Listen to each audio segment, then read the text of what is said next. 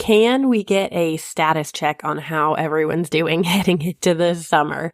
I'm personally feeling a little victimized by the shift of routines with 3 emotional girls in my house. And I say girls, like one of them is a baby, but there are still a lot of emotions. And then add mine on top of there. And, there's just a lot going on in here. The sudden everyone's home kind of thing and needs to be entertained at all times is really hard to work with pockets of time that I don't even have, with little help around the house. That being said, you can imagine that every time I sit down to record a podcast episode, there is a tiny human running around outside my door, needing an ice pack, needing a snack, needing a nap. Such is life. I sat down to record this probably at least 3 times, and I settled for after bedtime after they went to sleep because there was no way it was getting done. And I was too paranoid that you would just hear noise in the background of me recording this. So hence, here we are. This is probably 4th time at least is a charm. And we're getting into this week's episode.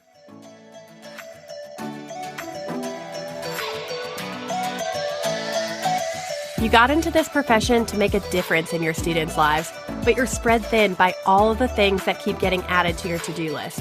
I can't create more hours in the day, but I can invite you into my Counselor Click where you'll finally catch your breath. Come with me as we unpack creative ideas and effective strategies that'll help you be the counselor who leaves a lifelong impact on your students. I'm Lauren Tingle, your high school counseling hype girl, here to help you energize your school counseling program and remind you of how much you love your job.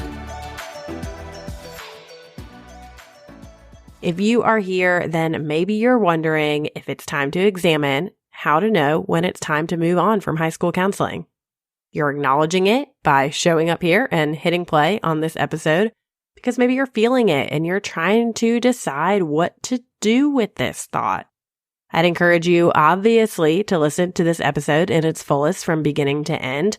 And I would just say, I'm so glad you found your way here. But in addition to this episode, I want you to leave from here and go talk to the people who know you best. Nothing is going to replace those one-on-one conversations with the people who know you best, those in-person or phone call conversations with the people who have known you through different seasons, the people who know you right now in your current season. I think that that is going to be key in helping you make this decision or just do some self-discovery and encourage some self-awareness on when it's time to move on. As we kind of dig into this and uncover what this means for you, I want to say that if you are in a place where you're just needing a break, you're kind of feeling a little burnt out, you just need to go into this summer and take advantage of this summer and make the most of it, whether you're leaving school counseling, whether you're considering it, whether you're staying in it. I would encourage you to go listen to an episode that I just listened to of the Lazy Genius podcast. And it was all about how to lazy genius your summer. So how to be a genius about the things that matter and lazy about the things that don't. That's her tagline. And I absolutely love this episode. I listened to it maybe yesterday or today, and I just thought, wow, this was helpful for me to get some ideas for some rhythms for my summer. And I know that that would help me if I was coming out of the craziness of the end of the school year. And so maybe you need someone to help you think through what your summer looks like and not even talk about your job. If so, I will link that in the show notes. I'm a big fan of Kendra Adachi, the podcast host of The Lazy Genius.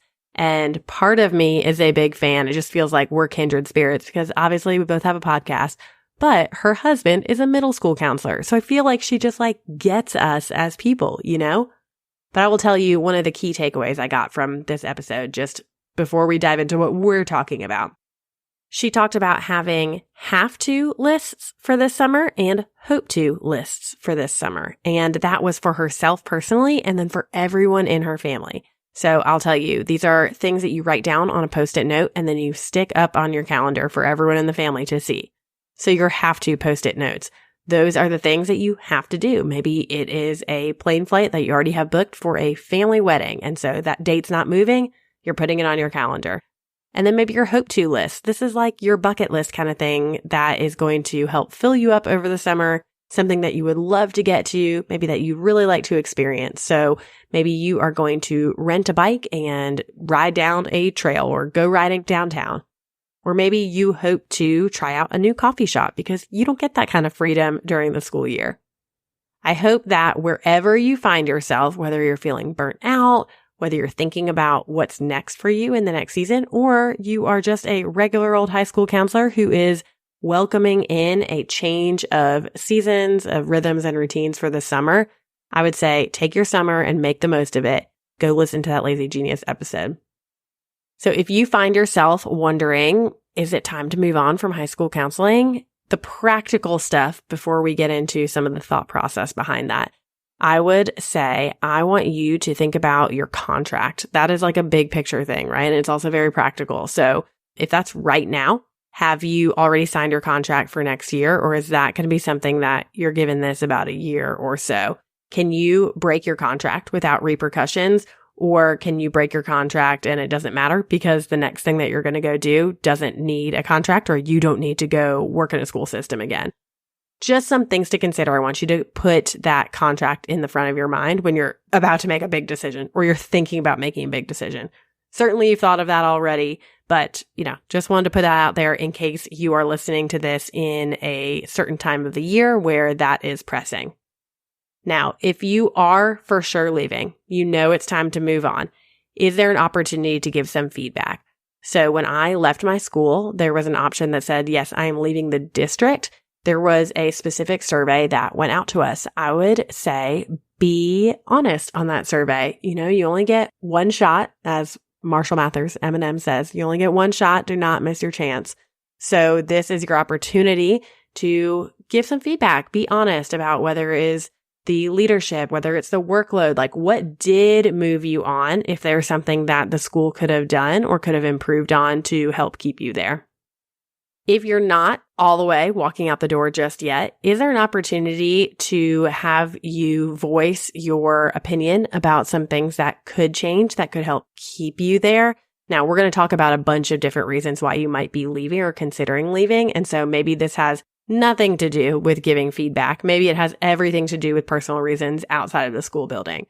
But I would say that as you get to the end of the school year, this is a great opportunity, I hope, for some leadership to be asking, hey, how can we improve? What can we do better? How can we lead you better? I hope that somebody is asking for that. If they are, take advantage of it. Fill out the survey, fill out the form, even if it's just one more email that I know you have to answer. That'll definitely be worth it. But I hope that someone is asking for that. And if they do, don't forget to answer it because it will make it better for you. It'll make it better for your team and for the people who come after you if you are leaving. If you find yourself suffering from burnout right now, and maybe you're not ready to leave yet, but you're just trying to manage it and figure out what it all means for you, I do have some past episodes on managing that burnout and doing some time management exercises, time audits, all sorts of stuff like that.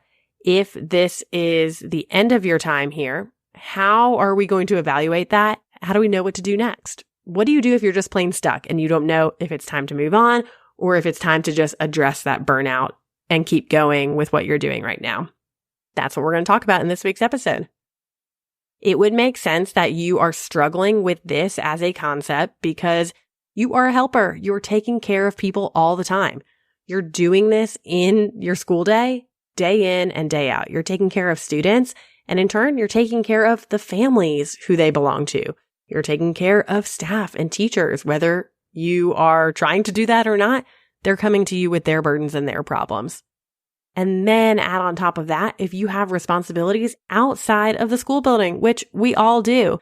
So whether that's taking care of your own family, like people in your immediate nuclear family, like a sick child, or maybe you're taking on some more responsibility outside of your actual home, and maybe you're taking care of an aging parent or someone with a disease or someone that you're bringing to doctor's appointments all the time. Like there could be a lot of weight that you're carrying outside of the school building in terms of helping and caring for other people and other people that you love and do want to care about.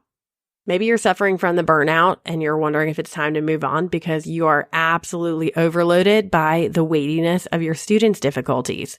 High school counselors bear some really weighty things. And I'm saying that from working in a pretty average school, a big school, but I would say we dealt with a lot of different things and not just all of one thing. But what if you work in a school with a really high transient or homeless population? Does your school have high poverty rates and you're feeling needed outside of the school? Like the social worker is calling you after hours, the truancy officer, the dropout prevention specialist. They're saying, we need you to drive this person from here or there. Maybe your role kind of gets mixed up with that social worker sometimes and you're just doing a lot of stuff outside of school. That would make sense that you're a little overwhelmed and thinking about your next way out. If there are high crime rates and you're dealing with student deaths, you've said probably, even one of these student deaths is too much. But if you've just attended too many student funerals, that is a huge emotional burden to bear. Anyone, whether they had a counseling background or not, would feel like that is a lot. That is heavy. And I think as counselors, we sometimes talk ourselves out of this one because we think we should have the tools in our toolbox to just suck it up and deal with it. We know how to tell other people how to work through it. We are trying to do that to ourselves, but that's not the case. We are humans too. We need our own space for counseling and processing through these situations, and I'll talk a little bit more about that near the end of the episode. Leaving the profession doesn't have to happen because you are just a veteran and you've been doing this for years and years and years. You might be newer here, and this just might not be the time to be a high school counselor anymore for you, or maybe you got into it and it's not what you thought it was going to be. That is okay to admit. You could be asking yourself this question and wondering if it's time to move on at any stage in your working career. It's okay to feel the need to leave. And we are going to talk in this episode about some different situations that I can think of that you might find yourself in and talk through those about how to know when it's time to move on. But there will be plenty of situations that I don't uncover here. So everyone's situation is different. I will gladly open up my DMs to continue this conversation with you, but consider this my hypothetical counseling session with you, the listener who made their way to this episode because this is something you're trying to wade through. So although I cannot hear you talk back right now, I hope you listen to this episode and think, wow, that's me. Or yes, I can see myself in a similar situation, and open up those doors in the DM. Send me a DM, voice memo, or a text memo in there, and I will respond to you and we can talk more about it. Okay, we are going to go through a couple different scenarios of places you may find yourself that you might be considering it's time to move on from high school counseling.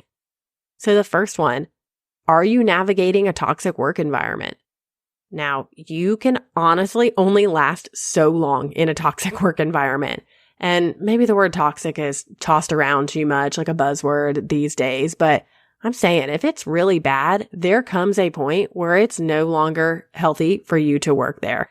And counselors especially are so kind, so nice, such natural helpers. It's easy to just suck it up and keep putting your head down and keep working for the sake of the students, or because it's not so bad, or there's nowhere else you could go. Like, you could gaslight yourself into staying in a position for too long, but you really can only last so long in a really bad environment. Now, you don't have to be best friends with everybody who you work with. I'm not saying that. But I do have an episode on friendships in the workplace, and I think that is very important to consider. Have you tried being friends with people around you, or are people open to being friends in your workplace? Because that increases your job satisfaction for sure. I loved showing up and working alongside people that I actually like being around. So if it's worth it for you to stick it out and pursue some friendships for your job satisfaction, I would definitely look into that. But like I said, and I say in this episode, there comes a point where it's not worth those friendships, or maybe those friendships really don't exist and you've done everything you can to try and make it happen. A toxic work environment might involve administrators or leaders in the school building who are just really difficult to work for. Now, I don't know what's important to you as you're working under a leader, but something that I noticed for me is that I had a really hard time when my hard work was going unnoticed.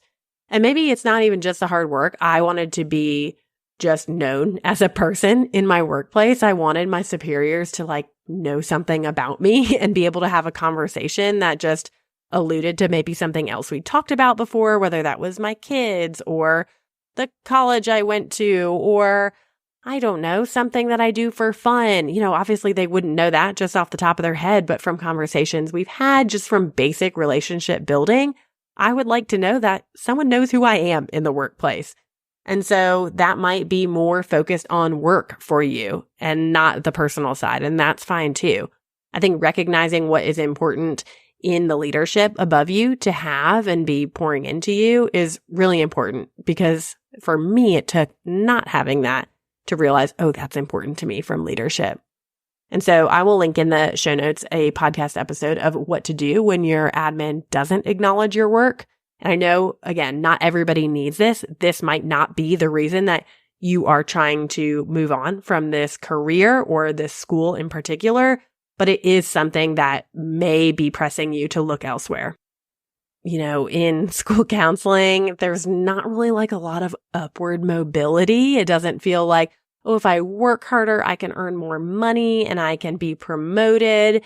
Maybe you have just realized, like, I just need a different challenge. I've been doing the same thing year after year, and that could come with something like your caseload or the responsibilities that you hold in your workplace. And so if you have been the 9th grade freshman academy counselor for years and years and years, and you are wanting to shake that up, but that doesn't seem like something that can pan out in your department, then it might be time to look somewhere else.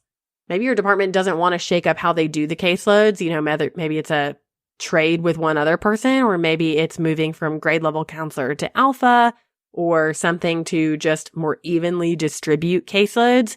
If that is not going to change and you have no control over that, then it might be time to look somewhere else and to ask those questions in the interviews, or check out the school's websites before you go and interview there, because you kind of know, hey, I don't want to be the 9th grade counselor for any longer. I've done that.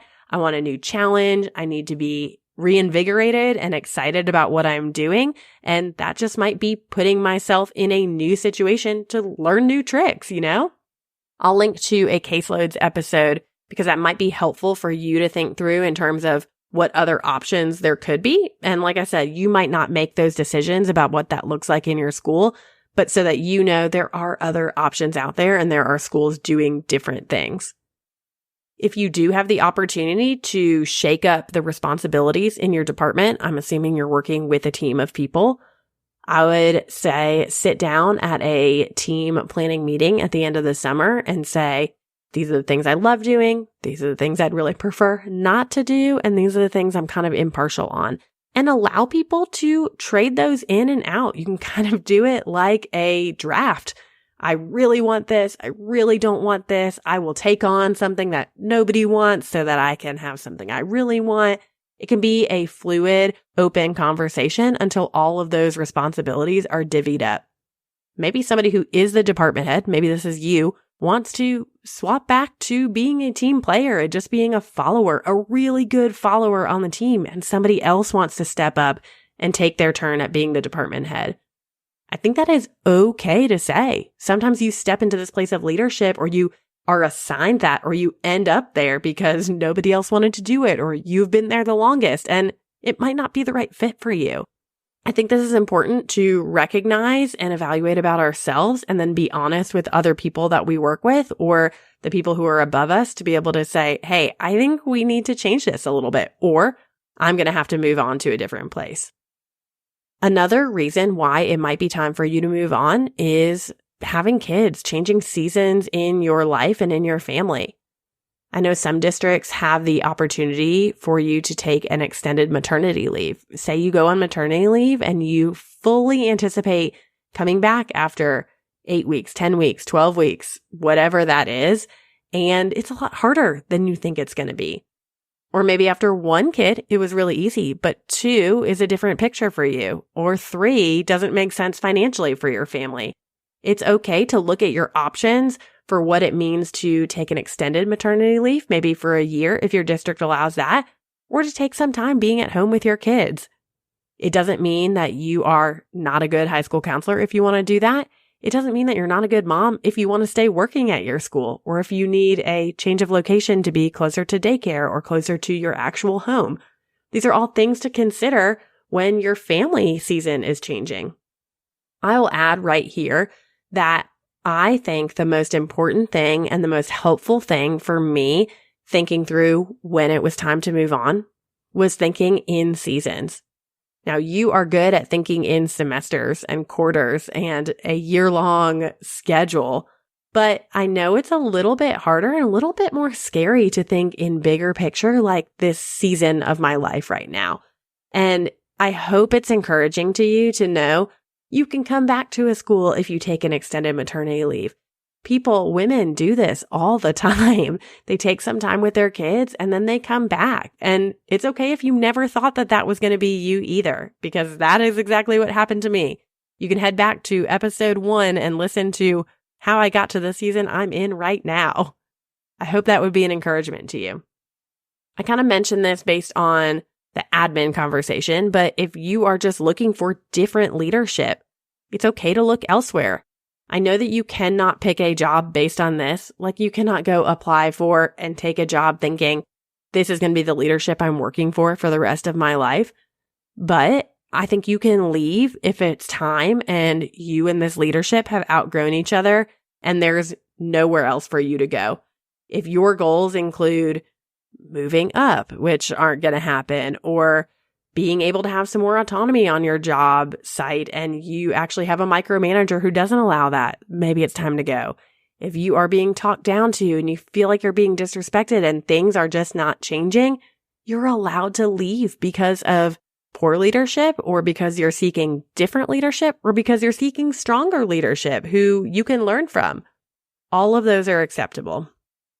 I mentioned this around kids, but if you want to change up the physical parameters of your job, it's okay to move on. I would not discount someone for taking a job that's closer to their home or closer to their kids' daycare or a school that they want their kids to go to. I know a lot of times when people's kids are either going into elementary school or going into high school, middle school, it is a big deal in some areas where your kids go to school and where you work. You might want to go to the same school that they are and just do one drop-off. Or you might be doing multiple drop-offs at different schools, and having at least one kid at your school makes a big difference. And so you got to do what's best for your family. Some people love working in the community that they live in, and some people hate that. They don't want to see students who are on their caseload working at the grocery store or when they're out to dinner. That's up to you. You're allowed to live and work in your own community or not. Maybe you've done one of those and you realize it's time for me to do the other one now. Next up, are you the counselor who is ready to retire? And that could happen earlier or later than you'd like. I want to put all these specifications in here and say, we can talk really generally here, because maybe you're listening to this episode and you're thinking, wow, I didn't consider that it was my time to move on yet. I thought I would ride off into the sunset in this job. I did not think I was going to retire the moment that I could. But, this is the state of education, or this is the state of my school or department, or this is just how I'm feeling with my life circumstances. You are allowed to retire when you can and when you want to and when it's best for you and your family, even if that's earlier than you anticipated. Once it's time to retire, that does not mean that you have to leave school counseling altogether. You can take on sub positions when there is a high school counselor sub needed when somebody goes out. Maybe that's not even a high school counselor sub. Maybe that's elementary or middle school. Maybe when you retire, you want to do something completely different. My friend who retired when I was still in a school said that her ideal job when she retired from high school counseling was to count widgets somewhere and not have to worry about anyone else when she left her job, which was so funny. I would laugh at that all the time. I'm like, you don't even know what you want to do, but you just don't want to be responsible for anyone else. You want to do your job, know that it's done, and go home and clock out. That is admirable work. I would say you are totally allowed to think something like that after years and years and years, potentially, of caring for other people. If you're listening to this and you're thinking, it's not time for me to move on yet, I'm going to stick it out, but some things are going to need to change. How could you shake up your roles and responsibilities? That's a great question to ask yourself right now. We talked about a team planning day. Maybe write down what are some new tasks that you would like to take on, or new things that you would like to learn in this job? Do you have any goals that you want to chase after? Some new responsibilities that you see somebody else doing that you would like to do because you've done the same ones for so long? If you are thinking, it's not my time to move on yet, I want to stay here at this school, let's look into overhauling your counseling program from reactive to proactive. You just might need a boost of excitement and an injection of following the national model. I swear to you, pinky promise, I'm holding my pinky up right now. It is not just one more thing to have a school counseling program that is aligned with the national model. This is a model that is here to make you more effective for students and your team. If you do it correctly, it'll move you in the right direction. It'll multiply your time and your efforts. I'm going to link the episode that I interviewed two really amazing people on MTSS, and this will show you how you can be more effective and more efficient in your job and in your role as a high school counselor.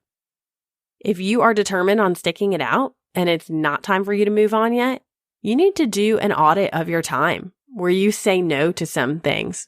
You can say no to after-school clubs and sponsoring those clubs. Somebody else is going to do it. I think a lot of times we think we are the only people who can fill a certain role, or we're the only ones who have done it for forever, and there's no way to train someone else. There's no one that's going to be able to do it. I've been in a position like that before. I've had someone in leadership tell me, I think this club will close down if you are not the one leading it. And I looked at him and I said, if it does, then I'm really sorry. This is not something that I can do right now. And I look back on that time and I think, how was I so bold in saying that? I was looking at myself in the season that I was in. I did not have any more energy to give. I knew that if I was showing up, my heart would not be in it. And I did not have enough hours in the day to make it happen. So if you need to say no to coaching a team or sponsoring a club, don't just feel like you're letting someone else down. Realize that you're doing something for yourself. You can be replaced there. Sometimes that's hard to admit if you feel like you like having the weight on your shoulders and you like feeling important, but you can be replaced, and that's a good thing. Maybe you're realizing it's not really time to move on yet, but you just need some stricter boundaries around your work-life balance. And I do have an episode or two on that as well, but I'm just going to comment on this by saying, let's commit to coming in on time, not early, and leaving on time, not late. This does not just need to be your excuse if you have kids. You are entitled to these contracted working hours no matter your family situation or if you're single. Like if it's just you just feel like, oh, I can't say I have to go pick up my kids or whatever that is. No, do not take that as an excuse. You are allowed to have boundaries around your work time. Now we're getting here near the end. I know this episode is going way longer. I had a lot more to say about this than I anticipated. And we can do an entire episode on this. But when you are staying in your job as a helper, as a counselor, I want you to notice your tendencies of rumination when you're not at work. What is hard for you to let go of that you're hanging on to when you walk out of that school building? What's making it hard for you to relax when you're at home? I'm going to link a research article about rumination with school counselors in particular. The stressors that you feel and the thoughts and the feelings that are associated with your stress when you get home about your job. This can go in a vicious circular motion that you can get stuck in. So you've got the stressors, then you've got thoughts and feelings about that, and then you think about your implications for work, for when you get back to work, and you just find yourself going round and round and round about the students' burdens that you've taken on or the task that needs to be finished that's not finished yet, but you have to get back to the moment you get back to work, where you're trying to solve problems that the entire world is putting on your shoulders. And I don't think those are necessarily all bad.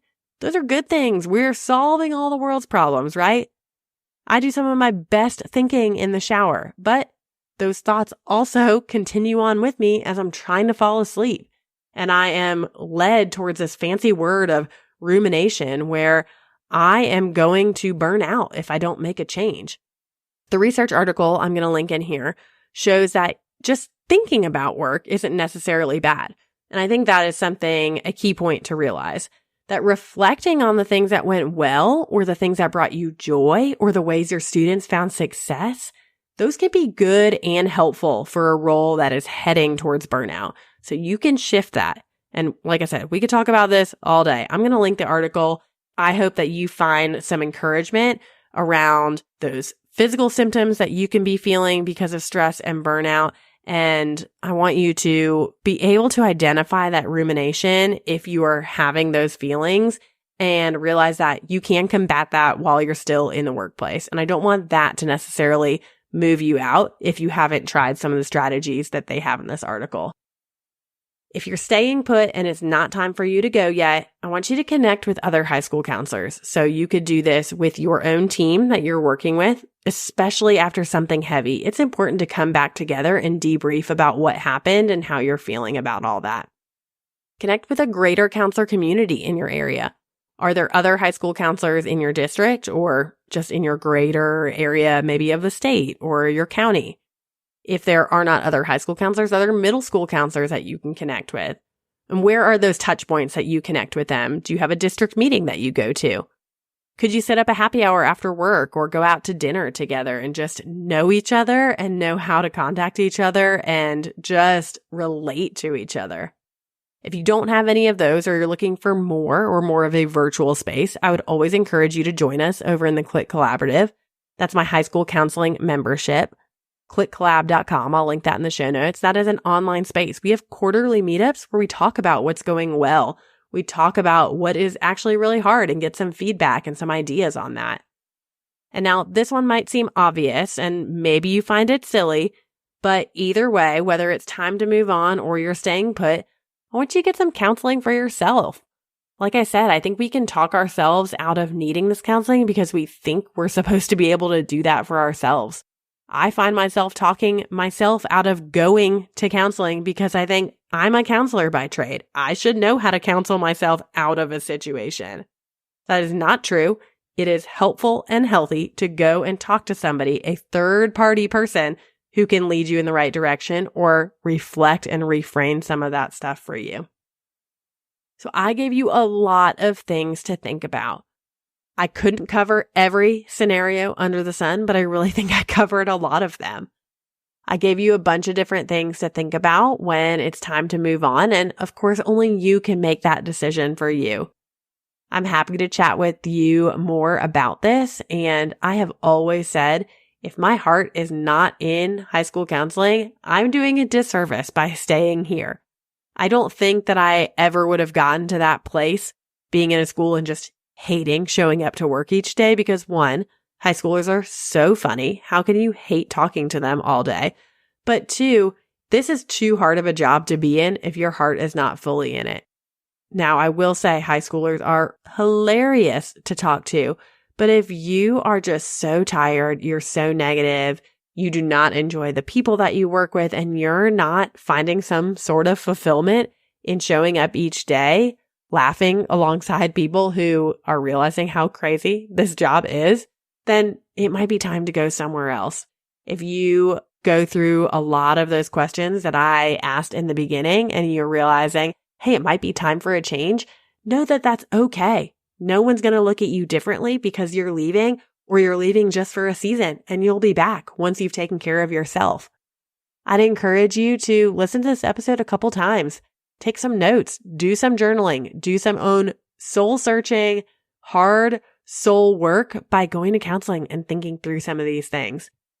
I wish you the best as you are uncovering what this means for you in your next season. And I really hope that you can decide for yourself and with people who you trust, whether it's time to move on or to stay put in your current counseling position. I'll see you next week. Thanks for listening to today's episode of High School Counseling Conversations. All the links I talked about today can be found in the show notes and also at counselorclick.com/podcast. Be sure to hit follow wherever you listen to your podcast so that you never miss a new episode. Connect with me over on Instagram. Feel free to send me a DM at counselorclick. That's CLIQUE. I'll see you next week.